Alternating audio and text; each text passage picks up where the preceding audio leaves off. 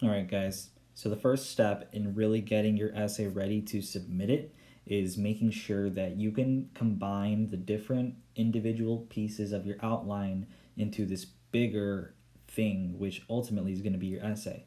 But you're going to have to go pretty slow and you're going to have to go step by step to really get this right.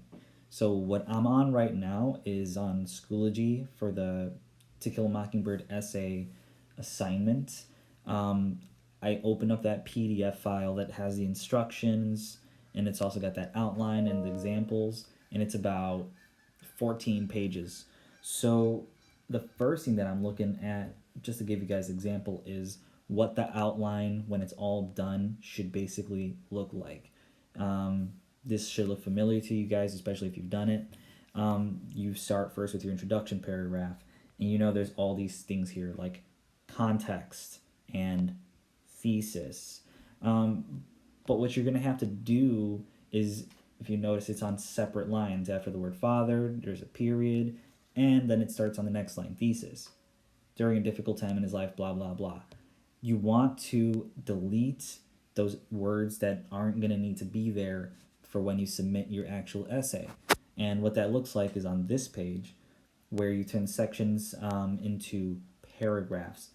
So now you see context and thesis. Those words aren't there. And after father, where the period is, now I actually combined that next line with it so that it's going to be one paragraph. And it's a six sentence paragraph right there. And that process is going to get repeated for every single paragraph. So it's going to be a little bit tedious, and you want to make sure you get it right. And I'll demonstrate how in my own example. So let me open up Google Docs. I've got this example here, the same one, but this is a document that I can edit. So I'm just going to go ahead and click pencil mark here, move up a little bit, and I got to be tedious. So right before that A, because I don't want any random spaces. A lot of times people make the mistake where they do that and they leave a random space. You might not notice it, but your teacher notices it. Make sure you don't have all these random spaces throughout your essay in parts where they shouldn't be, but also make sure you have spaces where they should be. I'll show you right now. When I come down to this part for the thesis at the beginning, I might click right before the D instead of there. You see the little difference?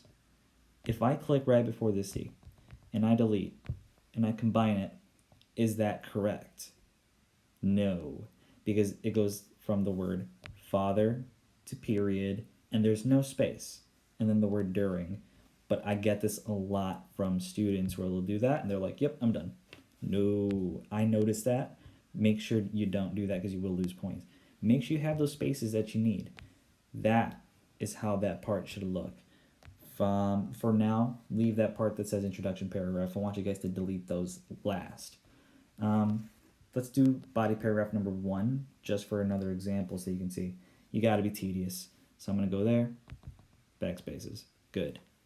I'm going to go to the next part, which is my first link, backspaces. And I got to make sure I have a space. And evidence number 1. See, there isn't a space right now. I just added a space. And then I go to commentary number 1. Delete, delete. It's way over here. I gotta add a space. All right, now you're seeing how it's coming all together. I still gotta do this for link number 2. Let's try to speed it up. Good, a space is right there. Evidence number 2. I gotta add a space. Commentary number 2. Need a space. And last but not least, the conclusion sentence. And I have my space. I did all of that, and now this is what you have. You have a body paragraph put together sentence by sentence. That is very important. And you're going to have to repeat that process for each body paragraph. So body paragraph 2, body paragraph 3, and your conclusion paragraph where everything gets put together in this manner. And the last thing that you also really need to do for this first step is read. Actually read what you wrote, because a lot of times when students do an outline, they are not thinking ahead, knowing that they're going to have to put this all together and it's going to have to make sense. For example, body paragraph 1. If a student did the outline and they wrote this, they might leave out important words. Um, for example, in the green link number 1, where it starts with, for example, when Scout asks Atticus, they might not say, for example, when. They might say something like this. The first characteristic Atticus reflects that makes him a good father is showing his children to do the right thing. And then for link number 1, they might say, Scout asks Atticus why he's taking Tom Robinson's case. And then they might give the evidence, and it just might be the quote. And then for the purple, it might just be whatever the commentary is. But you got to have all these transition words at the beginnings of sentences so that when you finish one sentence and you go into the next one, it makes perfect sense. Otherwise, it's going to be a very choppy, rough sounding essay, and it's definitely going to lose a whole lot of points because for standard grammatical proper English, it doesn't even make sense. So you really got to make sure you do this properly. Make sure your sentences are beginning with transition words like this. Next, for example, in his explanation, in addition, even though, so, lastly, for example again, plus, therefore, overall. You notice how I use them in every single sentence? That's because it's a way to move from one idea to the next. You gotta use transition words. So make sure you go ahead and do that for each paragraph here. You delete those words and then watch the next video and you'll get to step 2.